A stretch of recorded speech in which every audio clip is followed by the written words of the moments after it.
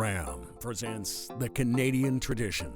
Well, on this week's episode, it's all about bass basics. We're on a bass fishing adventure just outside Ottawa, Ontario. We're hooking up with a good friend of mine, Adrian Skok, and we're gonna fish his home lake for some big bucketmouth bass.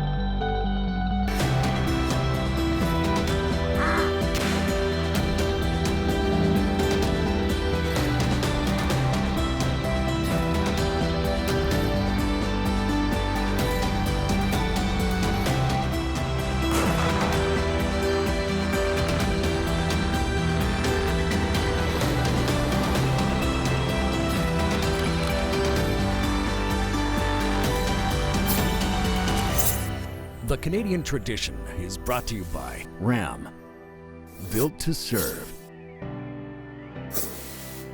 Cabela's, world's foremost outfitter. Under Armour, go where you don't belong. Polaris, the world leader in off-road. Steel, get the job done. Winchester, the American legend. Leupold, be relentless. Toyo Tires, driven to perform. Lund Boats, the ultimate fishing experience. WeatherTech, nothing protects like WeatherTech. And by Ducks Unlimited Canada, our wetlands, our future. Beauty.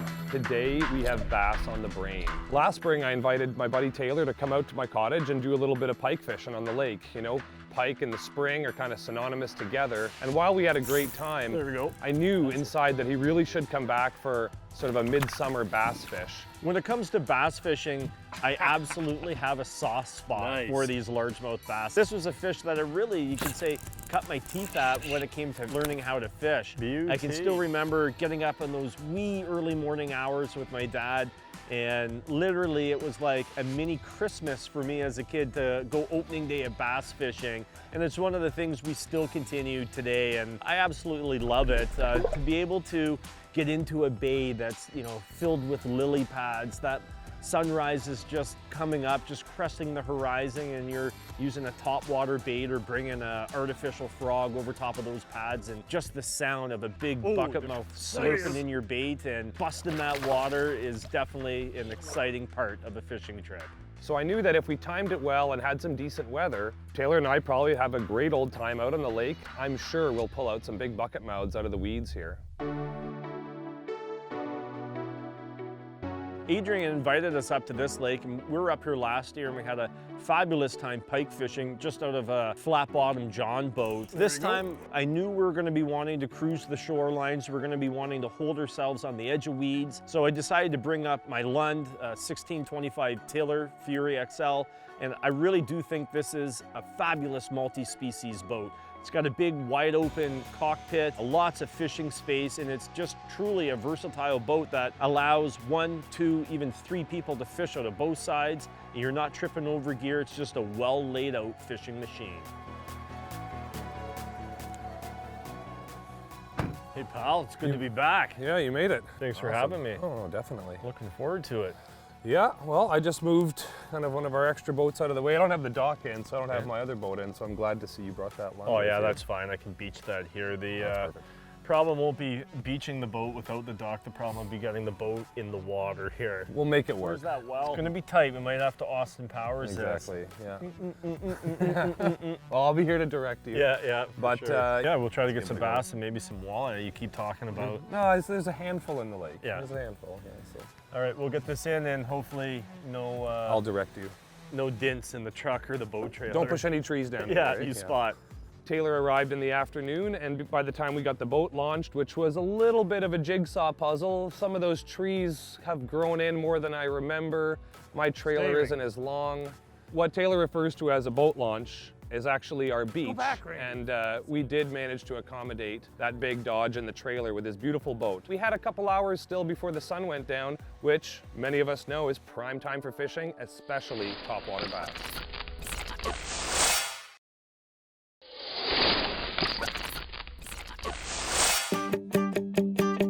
So we're in Eastern Ontario, not far from Ottawa, honestly. And in this part of the world, largemouth bass fishing is sort of a culture. One of the things that I really like about bass fishing is there's such a versatile fish throughout the season. There's something about these big fat bass that just captivate people. And I think it's the versatility of the species, how widespread they are. You know, their willingness to take all kinds of different presentations on the same lake in the same day, whether you're imitating a crayfish or a worm or a minnow or a frog or even maybe a duckling. I mean, they have a really diverse kind of forage base in what they'll eat. When you're in a real fertile lake like this one that we're fishing on, those lily pads are just cresting. I mean, this is the beginning of summer. These fish have just finished their spawn and they're gonna be so structure oriented, whether that be lily pads, deep cabbage, underneath root wads. These are all key areas when you look at a shoreline. And the more you fish and the more you learn about bass, you can say, there's most likely to be a bass there. Here there'll be a bass, there'll be a bass. And it's really like you're hunting for these big bucket mouths. A lot of us growing up, I mean, we just undoubtedly become exposed to largemouth bass fishing. It's fun, it's easy, and this tradition is often passed down through the generations. I actually owe sort of who I've become and the passion and the drive that I have in life to my grandfather. It was him that had the foresight to invest the meager amount of money that him and his family had and just invest in some land. And this is my first fishing season without my grandfather to show the photos to and describe how the day was, let him know that the fish are still biting at the cottage really well, you know, because just a place that he fell in love with. So I know he's here with me now always, and all those just lifetime of memories are something that will stay with me forever. All right, well, we just got out on the water, and what we're gonna do is we're gonna be working, I would say, moderately thick cover. These pads, you know, we're at the end of June, they're not fully developed, but there's a lot of reeds and pencil grass and sedge, and a lot of places that'll make great cover so bass can hide. So I brought some of these Berkeley kicker frogs, and I'm gonna show you how I rigged them up for this application of fishing.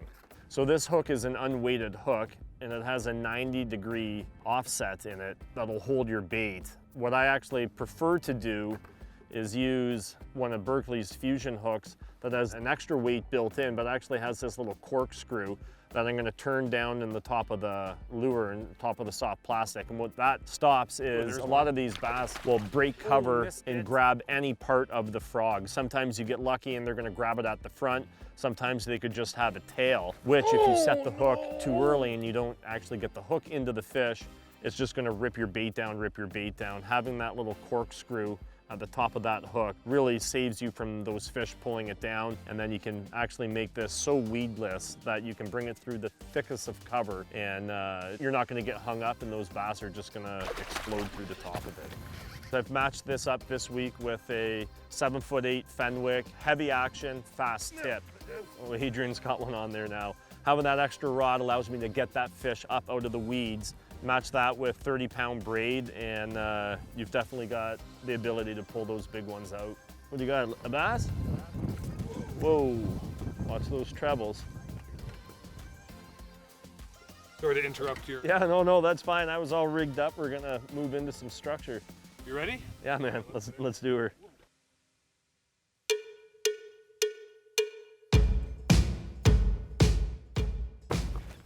Good. First bass tap of the season.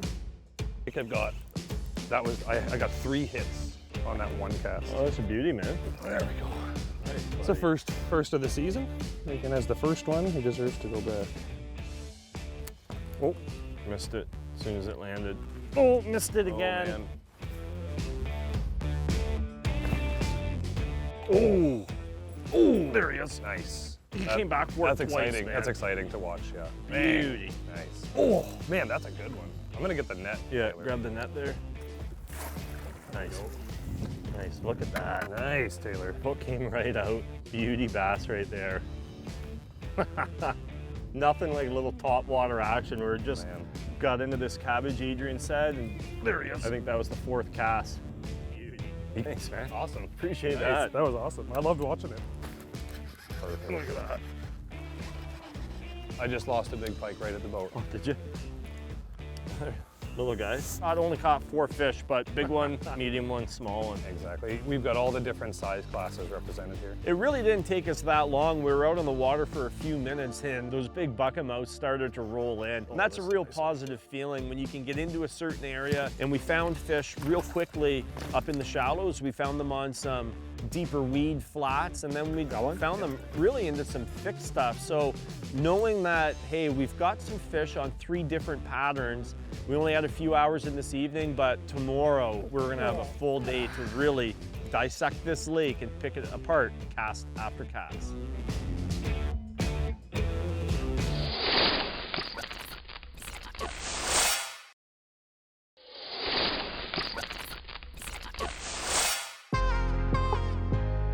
Getting up the next morning, I really did feel like I was a kid again. I was so excited to get out there on that lake. We stripped the cover off the Lund, pushed off, and beautiful boat ride up the lake. Nice cool morning, a little bit breezy, maybe not quite ideal for what we wanted for topwater bass fishing, but what that little wind was going to provide is probably a good walleye chop. Bass? Hoping it's not a pike. Oh, it's a walleye. No way. It's a good one too. Oh, dude. Look at that. You want me to get the net? Oh man, what a treat. What a treat, Adrian. Yeah, look at that. Beauty. Yeah, they're nice looking. And that's probably an older fish too. I know they're a great eating fish, but I always release them. Oh yeah. Oh. Well, he slipped out of my hands. This lake, in addition to the bass and pike and a really healthy community of panfish, there is a limited population of walleye. And I don't usually target them. I definitely don't keep them because I know that they're just not the most plentiful fish in here. And I like seeing them swim back, but they're always a pleasure to catch. Before we knew it, just a short little venture into this first spot, we had 4 walleye on the boat in what was supposed to be a bass day. But you know what? We'll take them when we can get them. Walleye are a beautiful sport fish.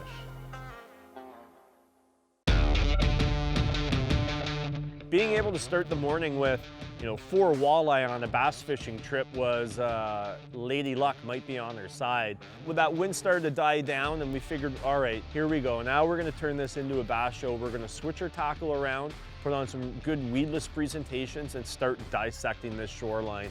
A lake like this, you look at the shoreline and every spot looks like it could hold fish. It's back behind the boat there. That didn't take long.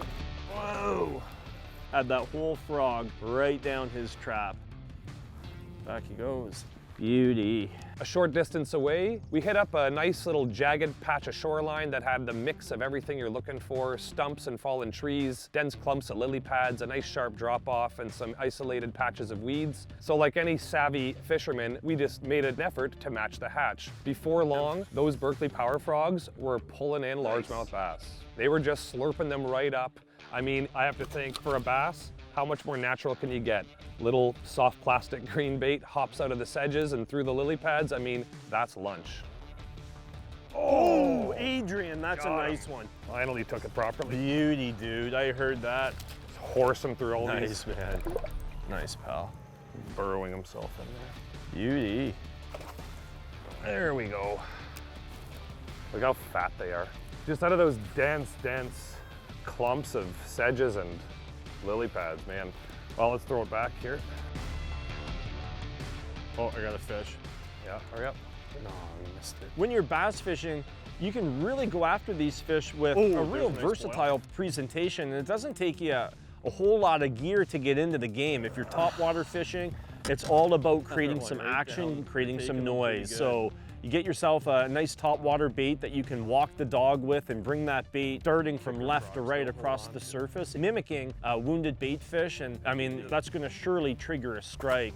You can also use a lot of different weighted hooks, weedless presentations, and stuff to really get you into that thick cover. Some of these places that we're fishing, transition-wise, can range from 5 or 6 feet down to 10 to 12 feet, right up to literally 6 inches of water. Like, if you got enough water to cover the back of a bass, there's probably enough water for that bass to be there, so it's worth a cast.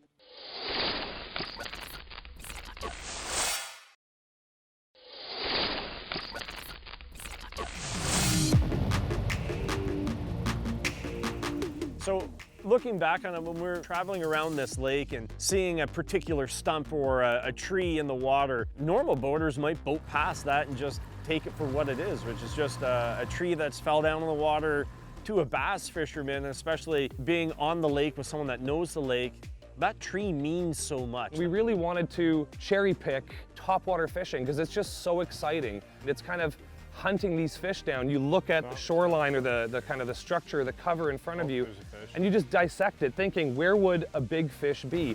Or where in the past has a big fish been? Because what held or attracted and held that one big fish undoubtedly will also attract and hold another. So you can't just row past a place like that or use your electric. You have to give that piece of structure a cast. And it's really just the culture of bass fishing that anything that's in the water that looks unordinary is probably gonna hold fish. And that's a good rule of thumb to take with you wherever you're fishing. When you have a given shoreline and anything that steps out, whether it be a rock pile, a boat dock, an old duck blind, those are key areas to try. And if you can spend some time hitting those areas, you're probably gonna put a lot of those largemouths right in your boat. Oh. Whoa, yeah, that's what I like to see. Ooh. Oh, come here, big girl. Nice. Another nice one right there. A little mark on his side. No doubt it got nipped by a pike in its early years, but just cookie cutter fish. Yeah, and like not even 2 pounds, 2.5 pounds. Yeah, exactly. Gorgeous fish. Oh, there's a good population of them in here.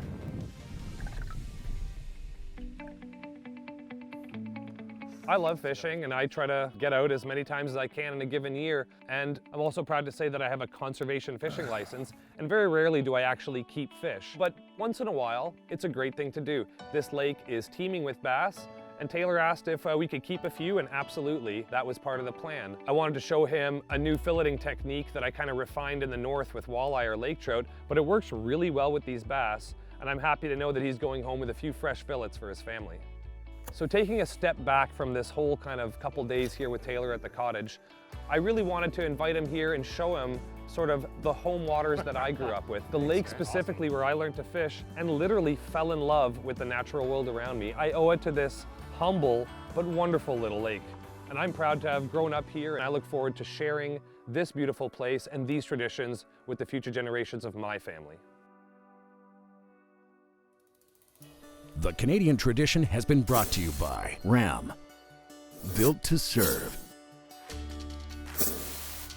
Cabela's, world's foremost outfitter. Under Armour, go where you don't belong. Polaris, the world leader in off-road. Steel, get the job done. Winchester, the American legend. Leupold, be relentless. Toyo Tires, driven to perform. Lund Boats, the ultimate fishing experience. WeatherTech, nothing protects like WeatherTech. And by Ducks Unlimited Canada, our wetlands, our future. Follow The Canadian Tradition on Facebook and make sure to visit thecanadiantradition.com for news, contests, and show recipes.